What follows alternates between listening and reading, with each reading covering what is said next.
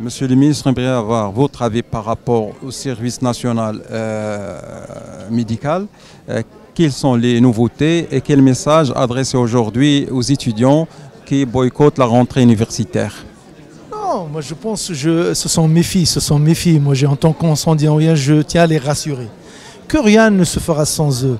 D'ailleurs, le projet, c'est un simple projet qui est mis sur le site de la faculté, sur le site du ministère, qui est envoyé à tous les syndicats. J'attendrai leurs réactions, leurs critiques, leurs amendements. C'est un service qui est en leur faveur. Ça d'abord commence par une équité entre les médecins. Parce que maintenant, qu'est-ce qui se passe? Vous avez des médecins qui exercent dans ces zones montagneuses lointaines. 4 ans, 5 ans, ils n'arrivent pas à rentrer parce que quand on renvoie quelqu'un, il n'y aura pas de remplaçant. On leur met mutation, d'accord, mais sous réserve d'un remplaçant. Donc avec cette méthode, le fait de mettre dans le circuit chaque année 8400 médecins, donc c'est un turnover, ça va tourner tous les 2 ans, il y aura un changement, donc obligatoirement les gens vont rentrer.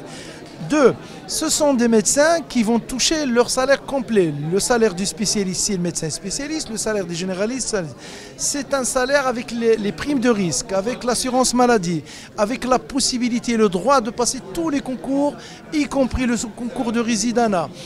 Et puis, ces gens-là qui sont dans ces zones éloignées sont des Marocains, on doit les traiter, on doit s'en occuper. Et 2 années de prise en charge de ces patients dans la vie d'un médecin, ce n'est rien. Enfin, je dis que le débat, le dialogue est ouvert. Demain, on a une réunion avec le ministre de l'Enseignement supérieur et les étudiants pour pouvoir déblayer le terrain.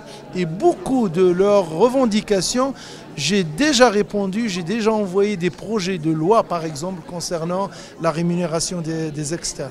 Par exemple, concernant la réforme des institutions, déjà chez le ministre des Finances pour pouvoir les honorer.